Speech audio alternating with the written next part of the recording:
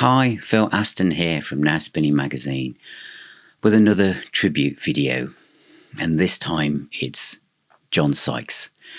Although I've done a lot of tribute videos, I've kind of got into the mindset that they're always going to be what I saw as the kind of like first stage of rock stars as I was growing up. So when I was really young teenager, I was, growing up in the 70s, Purple, Zeppelin, Sabbaths, Wishbone Ashes and all these bands. And then the second kind of wave, UFO and Judas Priest in the mid 70s. And then later on, new wave of British heavy metal and then all the American bands and etc. And kind of like, the kind of bands that I grew up with, they were kind of like 10, 15 years older than me for my demographic. And then there, of course, are the bands that are in my peer group. So being a teenager in the late 70s, playing guitar myself, joining bands. And for us, it was the 80s where we were kind of growing up in real time, following rock music. And so that was kind of like all around me, my peer group, my friends. John Sykes was not somebody I thought I'd be doing a tribute video for. He's the same age as me. John Sykes was somebody I thought if I ever talked about on this channel, it wouldn't necessarily be to talk to him, but the fact I'll be announcing the fact he'd released another album at long last. I'm not going to do a tribute video based on all the statistical stuff that's out there, and there are loads of tribute videos that are wonderful doing that kind of stuff. I thought the only thing that I can do is, like I do with any of these things, is just talk about how John Sykes as a musician kind of interacted with my life from when I first heard of him.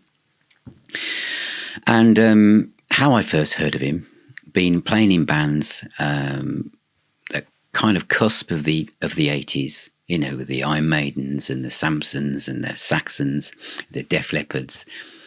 The other band that signed to MCA was Tygers of Pan Tang. And already before John was involved in that band, people were starting to talk about him. We'd had the 70s where the UK had produced nearly all the best known rock guitarists, apart from, obviously Hendrix and Montrose and Leslie West, etc. But it was all about the UK, wasn't it? The Blackmores, Iomis and Jeff Becks, etc. And in the 80s, it was starting to move towards, everything was coming over from the other side of the pond from America. All the rock bands, everything was shifting to LA and New York. But stories were beginning to emerge where I was in Birmingham about this guitarist from the UK called John Sykes. And this is before the internet, so it was just word of mouth, this guy.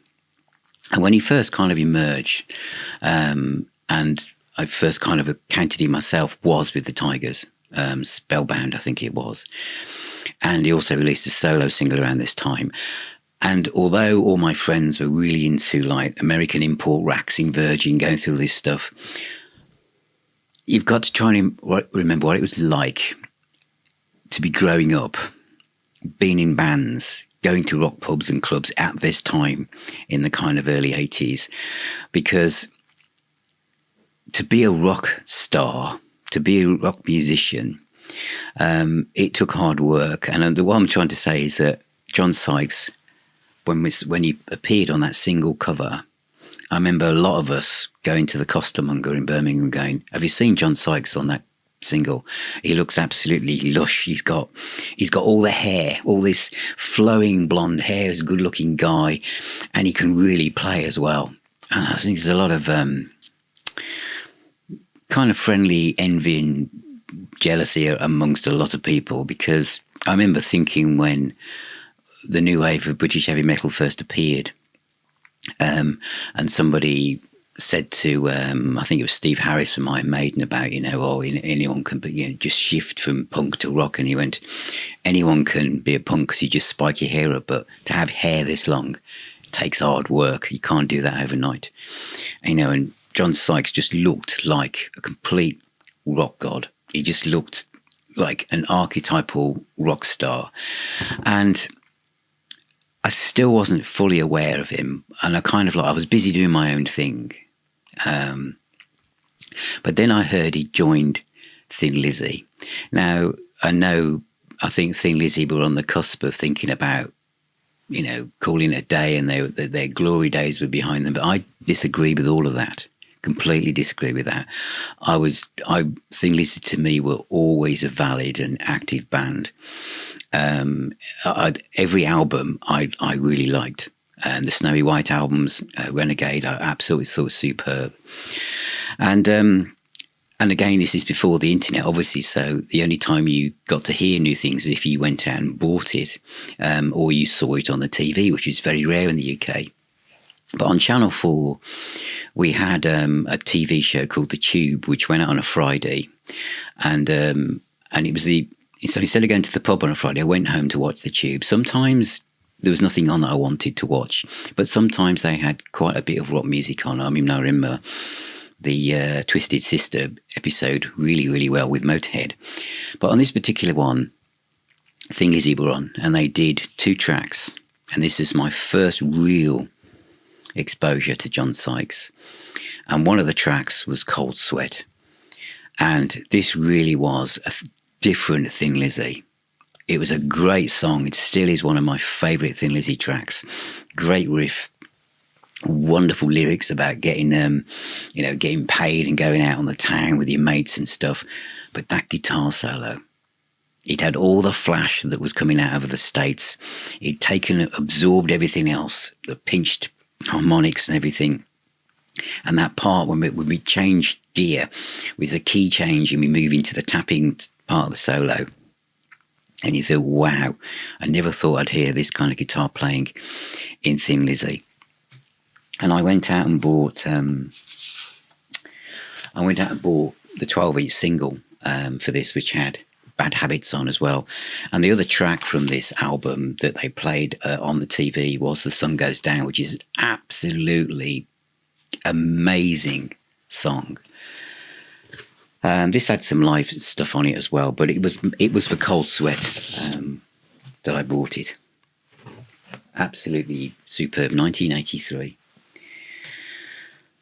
And this was probably the closest that Thin Lizzy got to becoming almost like a metal band. But metal and harder rock was really in vogue at this point. And the songs here, this was the one, The Holy War, Cold Sweat, as I've said, Going to Hit Back, Baby Please Don't Go, Bad Habits, Heart Attack, was absolutely superb. This is the 2 CD version, and it's highly recommended. There was a feeling, though, watching him. I think John Sykes was a very, very determined young guy. And I remember thinking, wow, how lucky when I was auditioning for bands, going up and down to London and playing in gigs and stuff, that this guy was my age and he was already gone from Tygers to Thin Lizzy. And I remember thinking, if I joined Thin Lizzy, I'd probably be looking at Phil in awe and going, Phil, is it okay if I do this? Or what kind of thing do you want me to do? You just had the impression that John Sykes went in and felt like he was going to shake them up. He was almost, in his own mind, bigger than they were. I think he was an incredibly confident guy. He looked the part.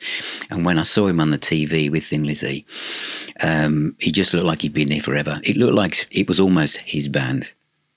He had, and I just thought, he's going to pass through Thin Lizzy. He's already probably got his eyes on something else.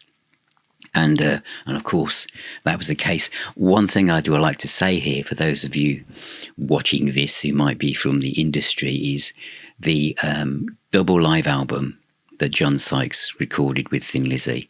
That really needs to be remixed and remastered now in memory of John.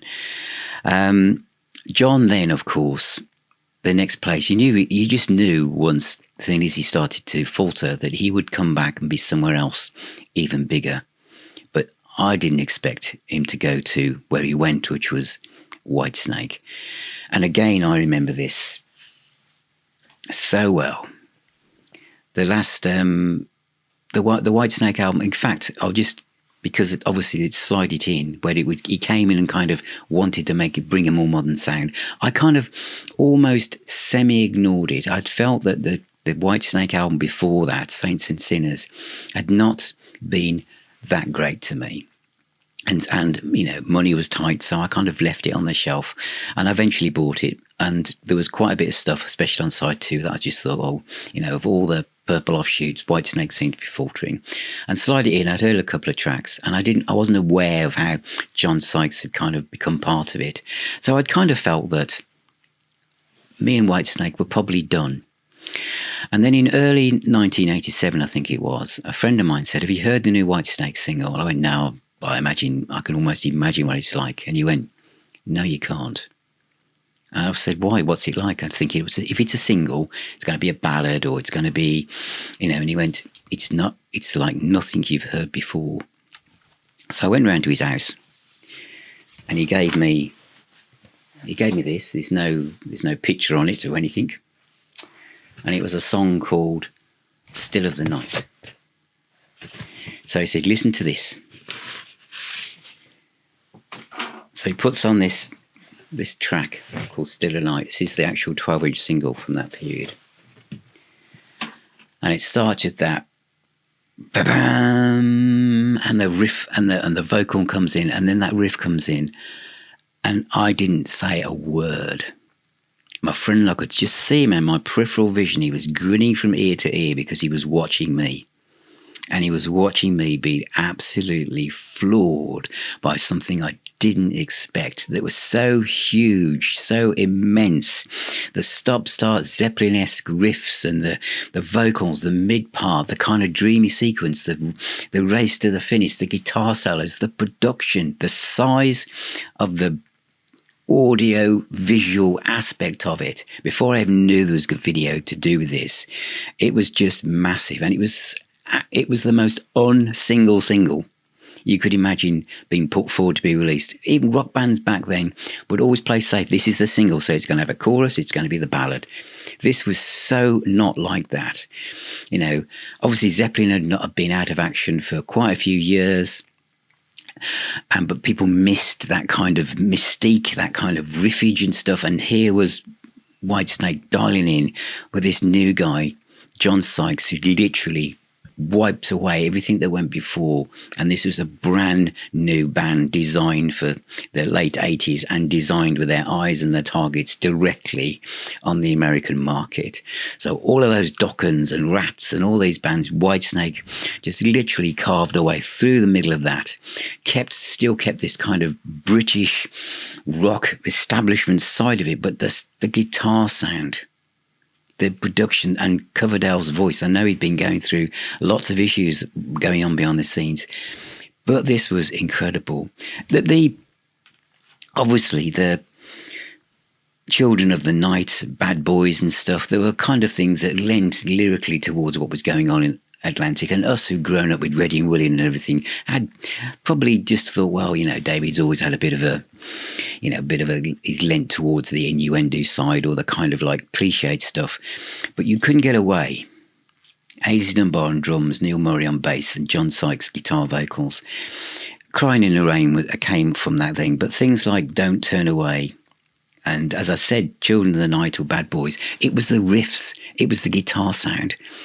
And I'd seen a few clips on the Whistle Test of John Sykes playing in a really cut-down version of Whitesnake during the Slide It In tour, I think it was. And you could tell they were different. And John Sykes was an amazing guitarist. He just looked the part. And of course, it all fell apart for lots of personal reasons, which I'm not going to go into. But I feel that what happened next was really the launch pad for where John Sykes could have literally been a household name in the world of rock music. And in some ways, I was pleased that the Whitesnake thing kind of like unraveled. Of course, for Whitesnake, and David must realise this as well, it launched Whitesnake. It gave David the career he had. It lit the blue touch paper, and obviously got Steve Vai and all the rest of it. But that sound, that template, was John Sykes. What came next was Blue Murder. And this is where I'll now talk about John Sykes in a totally different way as a vocalist as well as guitarist. And many of these songs, you can imagine, if he'd stayed with David Coverdale, many of these songs perhaps would have formed the next Whitesnake album. And what an album that would have been. However, that isn't, I don't say that in any way to belittle this album by Blue Murder, because this is really the top of the mountain for me for what John Sykes was all about. A power trio, Tony Franklin on Carmine Appice on drums, and John Sykes on guitar and vocals, the riffs, the guitars, everything about it. Riot, the offbeat, Sex Child, Valley of the Kings, the guitar solo on that, the production, it's absolutely enormous. Out of the Blue Murder, Billy, what was the other? Black-Hearted Woman. The riff on that is really, that must have been a Whitesnake song. I don't know. But Valley of the Kings and Out of Love, the ballad, the guitar solo at the end of that. But it's his vocals. His vocals. This I felt was where it was all going to just be huge. But the album didn't sell as well as John probably hoped, and the label were kind of a bit disappointed in the one after that. There's a bit of shake-up in the personnel, that didn't do well, and there's a live one, and then he disappears. He comes back and plays with Thin Lizzy without Phil Lynott a bit, but then he's always negotiating the stuff. I remember talking to Rob Weir from Tygers for an interview, and of course I asked about John Sykes. I don't think he'll ever play again. I don't know, don't hear from him. Carmine Appice, I don't think John Sykes is going to play. He didn't play on the Cactus tribute album. And so I just felt it was kind of a shame. And then, of course, the next time I really hear about him is that he sadly passed away from cancer. And it is so sad because we're the same age. And so it makes you very aware of life around you and your loved ones and your friends and stuff. And I do want to say this, that I wanted, what me talking about John Sykes here, and I know I normally say this at the very start, but this video is dedicated to John Sykes's family and his sons. And I just want you to know that as you watch this, and you'll see lots of people talking about, missed opportunities and all the rest of it. Your dad was an absolutely fantastic musician, guitarist, vocalist, and obviously a perfectionist, knew exactly what he wanted to do, so driven, so focused on success. He wasn't going to compromise on anything. And John Sykes has left us with lots of stuff. Some of you will go back as far as Street Fighter and all sorts of things and the kind of solo stuff. But to me, the things I've shown you today, for those of you who don't know anything much about him, which is highly possible, he hasn't been active for a long time. So we're looking back through the mists of time here. But Thin Lizzy, Thunder and Lightning, listen to that. Top tracks are The Sun Goes Down and also Cold Sweat. Listen to Cold Sweat. The Whitesnake album, Still of the Night. So whatever people think about, whatever kind of lineup of Whitesnake they like, the track Still of the Night is one of the best, most epic rock songs of all time. I think, as David said, what guitarist wouldn't want to play that on stage? John Sykes created that. John Sykes did that. The vision, the sound, it's an immortal track. And then I'm going to say the first Blue Murder album is the one to go for, because this captures John's, not just his guitar prowess, the solos, the riffs, the arrangements, the production, but his voice. his voice. And this is a guy that had the hair. And I'll kind of just end on a bit of a light note here.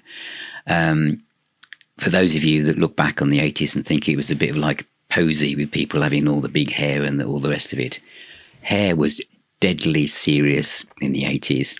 It really was a big thing, literally a big thing. And when bands got together, where I was in Birmingham, the UK, and bands, people looking after their hair and looking at other bands thinking about it was a thing. And John Sykes had the hair. And as you can see, that's why another reason why I think he was ideal for Whitesnake, because they all had the hair, didn't they? But it's a sad loss, and he's a great musician. And today, I'm going to play John Sykes, and I'm playing those 3 albums. Yes, I might dip back into Spellbound, but I'm staying with this one. Yeah. As I've talked here, I've talked myself into it. This is the one. This is going to be on the playlist video for the end of this week. So thank you, John, for all the music. Thank you so much. And for all of you watching, thank you for watching as well. And if you're watching this and you've seen all these videos and you don't know who John Sykes is, what all the fuss is about, stream those 3 albums.